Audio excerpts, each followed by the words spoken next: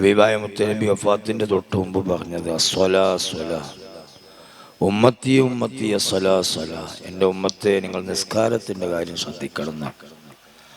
മറ്റൊന്ന് മുത്തനബി പറഞ്ഞ അന്നിസ അന്നിസ, നിൻ്റെ സഹോദരിമാരും ഭാര്യമാരും ഉമ്മമാരും അടങ്ങുന്ന സ്ത്രീ സമൂഹത്തിൻ്റെ കാര്യം ഒന്ന് ഗൗനിക്കണം. നിങ്ങൾ അവരെ നന്നായി പരിപാലിക്കുകയും നന്നായി ശുശ്രൂഷിക്കുകയും വേണം എന്നാണ് മുത്തനബി അവസാനമായി നൽകിയ 2 വസിയത്ത് ഈ സഭയോടും ഞാൻ വസിയത്ത് ചെയ്യുന്നു.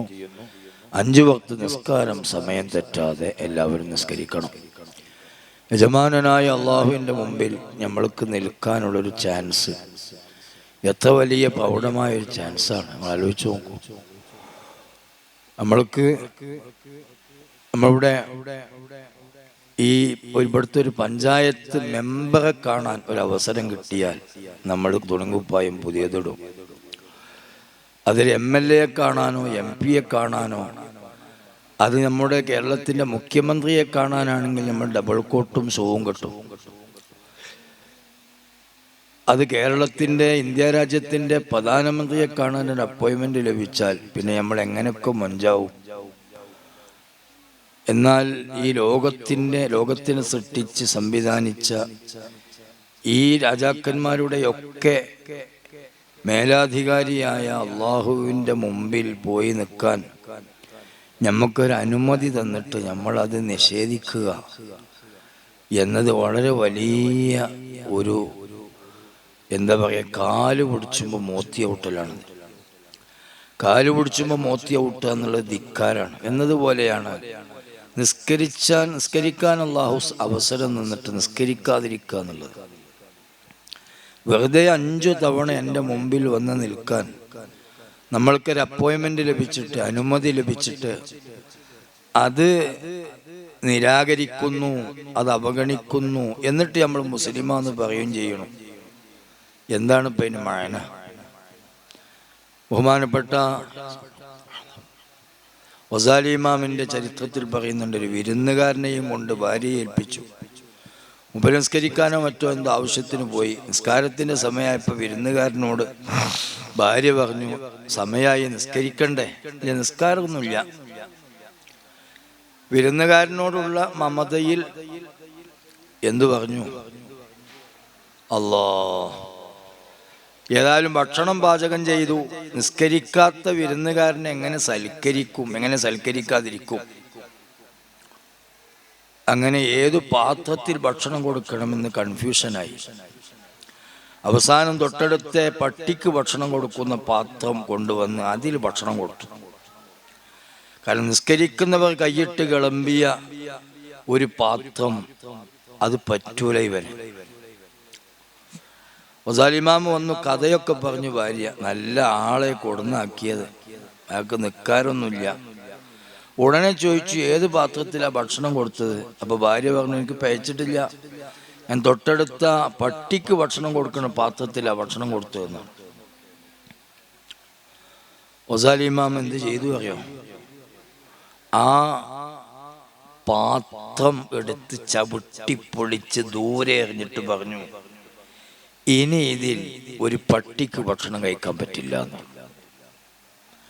പട്ടി കഴിച്ച പാത്രം നിസ്കാരം ഉപേക്ഷിക്കുന്നവന് ചേരും, നിസ്കാരം ഉപേക്ഷിക്കുന്നവൻ കഴിച്ച പാത്രം പട്ടിക്ക് ചേരൂല. അത്രയും നീചനും നികൃഷ്ടനും ഈ ദീനിൽ നയാ കാശിന് വിലയില്ലാത്തവനും ഒരു ചെറിയ തരി പോലും സ്ഥാനമില്ലാത്ത ചെറ്റയാണ് നിസ്കരിക്കാത്ത വ്യക്തി. അത് പെണ്ണുങ്ങളൊക്കെ ശ്രദ്ധിക്കണം. കല്യാണങ്ങള്, സൽക്കാരങ്ങള്, അത് അവിടെ ഒക്കെ നിസ്കാരം കഥയാകുക. ഇനി നിസ്കരിക്കാൻ സമയമായോ എന്ന് ശ്രദ്ധിക്കാതിരിക്കുക. നിസ്കരിക്കാൻ പറ്റാത്ത സമയമായിട്ട് പിന്നെ നിസ്കരിക്കാൻ പറ്റുന്ന സമയം എത്തിയോ എന്ന വിഷയം തീരെ ശ്രദ്ധിക്കാതെ ഒരാഴ്ച 2 ആഴ്ച അങ്ങനെ ആ പോക്കങ്ങനെ പോവാ. ഒന്ന് പ്രസവിച്ചു കഴിഞ്ഞാൽ പിന്നെ 10, 40, 60 ദിവസം വൈക്കില്ല. ഇങ്ങനെയുള്ള ഒരു സംഗതികളൊക്കെ നമ്മളൊന്ന് മാറ്റി നേരത്തിന് എങ്ങനെങ്കിലും നിസ്കരിക്കാൻ പറ്റിയെങ്കിൽ എന്ന ഒരു ചിന്തയിൽ നിസ്കാരം, മക്കളെ, യുവാക്കളെ, നിങ്ങളൊക്കെ 5 വക്ത് നിസ്കാരം സമയം തെറ്റാതെ നിസ്കരിക്കുക. രണ്ടാമത്തെ മറ്റൊരു കാര്യം, ദോഷങ്ങൾ ചെയ്യരുത്, തെറ്റുകൾ ചെയ്യാതെ ജീവിക്കണം. തെറ്റുകൾ ചെയ്താൽ നമ്മൾ ചെയ്യുന്ന നിസ്കാരങ്ങളൊന്നും ഫലപ്പെടൂല. കാരണം തെറ്റുകൾ ചെയ്യുമ്പോൾ നമ്മൾ അല്ലാഹുവിനെ പേടിച്ചിട്ടില്ല. വലിമൻ ഖാഫ മഖാമ റബ്ബിഹി വനഹൻ നഫ്സാനിൽ ഹവാ ഫഇന്നൽ ജന്നത ഹിയൽ മഹ്വ വഅമ്മാ മൻ ഖാഫ. ശരീരത്തിൻ്റെ ഇച്ഛകളോടും ശരീരത്തിൻ്റെ താല്പര്യങ്ങളോടും തിണവൽകരിച്ച് അതിനോട് മാനിഷാത പാടി അതിനെയൊക്കെ മാറ്റി നിർത്തി ജീവിച്ചാൽ സ്വർഗം സങ്കേതമാണ്. സ്വർഗം നമ്മൾക്ക് ഓഫർ ചെയ്തത് നന്മ ചെയ്താലല്ല, ഈ ആയത്തിൽ തിന്മ ഒഴിച്ചാലാണ്. കാരണം തിന്മ ഒഴിക്കുമ്പോഴാണ് നന്മ സാർത്ഥകമാവുക. നന്മ ചെയ്തത് റെഡിയായിരുന്നു, അത് പടച്ചോൻ്റെ പൊരുത്തത്തിനായിരുന്നു എന്ന് മനസ്സിലാകണമെങ്കിൽ തിന്മ ഒഴിക്കുന്ന കണ്ടീഷൻ വരണം. അതുകൊണ്ട് മക്കളെ, തെറ്റു ചെയ്താൽ മരിക്കുമ്പോൾ ഈമാൻ കിട്ടാതെ മരിക്കേണ്ടി വരും. പോയകാല ജീവിതത്തിൽ തെറ്റു പറ്റിപ്പോയിട്ടുണ്ടെങ്കിൽ ഇനി ശിഷ്ടമുള്ള കാലഘട്ടം ഞാനൊന്ന് നന്നായി ജീവിച്ചോളാം എന്ന് അള്ളാഹുവിന് വാക്കുകൊടുക്കണം. സവർഗരതി ഏറ്റവും വലിയ തെറ്റാണ്. ആൺകുട്ടികളും ആണും തമ്മിൽ വേശ്യാവൃത്തിയിൽ ഏർപ്പെടുക എന്നത് ഏറ്റവും വലിയ മഹാ തെറ്റാണ്. ഒരു പുരുഷൻ മറ്റൊരു പുരുഷനുമായി സവർഗരതിയിൽ ഏർപ്പെട്ടാൽ അള്ളാഹുവിൻ്റെ ഏറ്റവും വലിയ സൃഷ്ടിയായ അർശ് വിറച്ച് കിടിലം കൊള്ളുമെന്ന് മുത്തനബി പറഞ്ഞിട്ടുണ്ട്. മക്കളെ, ഒക്കെ തെറ്റാണ്. മൊബൈൽ ഫോണിൻ്റെ അബദ്ധസഞ്ചാരങ്ങൾ, സെക്സുകൾ, ബ്ലൂ ഫിലിമുകൾ, സിനിമകൾ, നമ്മൾക്കിത് നമ്മളുടെ മുത്തനബിനെ കാണാനുള്ള കണ്ണാണ്. നമ്മളെ ഖദീജ ബി ഉമ്മയെ കാണാനുള്ള കണ്ണാണ്. സിദ്ദീഖ് തങ്ങളെ കാണാനുള്ള കണ്ണാണ്. ഉസ്മാൻ തങ്ങളെയും ഉമർ തങ്ങളെയും നമ്മൾ എത്ര പറഞ്ഞു, അവരൊക്കെ കാണണ്ടേ നമുക്ക്? അതിനുള്ള കണ്ണാണ്. ഈ കണ്ണ് മൊബൈലിൽ നോക്കിയിട്ട് മലിനമാക്കരുത്. നമ്മുടെ ഗുഹ്യസ്ഥാനങ്ങളെ കൊണ്ട് തെറ്റ് ചെയ്യരുത്. ലൈനുകളും ബന്ധങ്ങളും ഉണ്ടാകരുത്. അന്യ അള്ളാഹു പൊരുത്തപ്പെടാത്ത ബന്ധങ്ങളിൽ നിന്ന് ഒഴിഞ്ഞു നിൽക്കണം. ഗേൾ ഫ്രണ്ടും ബോയ് ഫ്രണ്ടും അവിഹിതമായ രീതിയിൽ ഉണ്ടാകുമ്പോൾ അത് നമ്മുടെ ഈമാനിനെ ബാധിക്കും. മരിക്കുമ്പോൾ ഈമാനില്ലാതെ ചത്തുപോകേണ്ടി വരും. അതുകൊണ്ട് ഈ കളിഞ്ചിരിയും ഈ ഉപരിപ്ലവവും ഇതൊക്കെ തീരും. 2 കാലും നീട്ടി കയ്യും നീട്ടിയിട്ട് പടച്ചവൻ്റെ മുമ്പിലേക്കൊന്ന് കീയൊതുങ്ങി കൊടുക്കേണ്ട സമയം. തടി കിട്ടണമെങ്കിൽ, ഈമാൻ കിട്ടി മരിക്കണമെങ്കിൽ ഇപ്പോൾ ചെയ്തുകൊണ്ടിരിക്കുന്ന തെറ്റുകളിൽ നിന്ന് പൂർണ്ണമായി ഒഴിഞ്ഞു നിൽക്കണം. എന്നിട്ട് അള്ളാഹുവിൻ്റെ പൊരുത്തത്തിന് വേണ്ടി ജീവിക്കുന്നു എന്ന് തീരുമാനിക്കണം. അതിന് പറ്റിയ സഭയാണിത്, അതിന് പറ്റിയ സദസ്സാണിത്. മുത്തനബി രണ്ടാമതായി പറഞ്ഞൊരു കാര്യം പെണ്ണുങ്ങളാണ്. നമ്മുടെ ഉമ്മമാരെ നമ്മൾ നന്നായി പോറ്റണം. പെണ്ണുങ്ങൾ എന്ന് പറഞ്ഞതിൽ ഉമ്മമാര്, സഹോദരിമാര്, ഭാര്യമാര്, വല്യമ്മമാര്, പെങ്ങന്മാര് എല്ലാവരും പെട്ടു. സ്ത്രീ സമൂഹത്തിന് നല്ല തണലേകണം. നമ്മുടെ ഭാര്യമാർ നമ്മുടെ ഏറ്റവും വലിയ സ്വത്താണ്.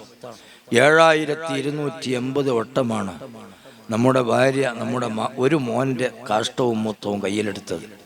5 മക്കളെ ജന്മം നൽകിയ നമ്മുടെ ഭാര്യ എത്ര ആയിരങ്ങളാണ് കാഷ്ടവും മൂത്തവും കയ്യിലെടുത്ത് അമ്മാനമാടിയത്. ഈ മറ്റു സംവിധാനങ്ങളൊക്കെ ഇപ്പോഴല്ലേ എത്തിയത്. ഒരുപാട് ഞരമ്പുകൾ പൊട്ടിച്ച് മരണത്തിൻ്റെ പകുതി വേദന ഏറ്റുവാങ്ങിയാണ് നമ്മുടെ മക്കളെ അവർ നമ്മൾക്ക് പ്രസവിച്ചെന്നത്. ഇത് തന്നെയാണ് നമ്മുടെ ഉമ്മമാരുടെയും അവസ്ഥ. ഉമ്മമാർ വളരെ കഷ്ടപ്പെട്ട് അധ്വാനിച്ചു.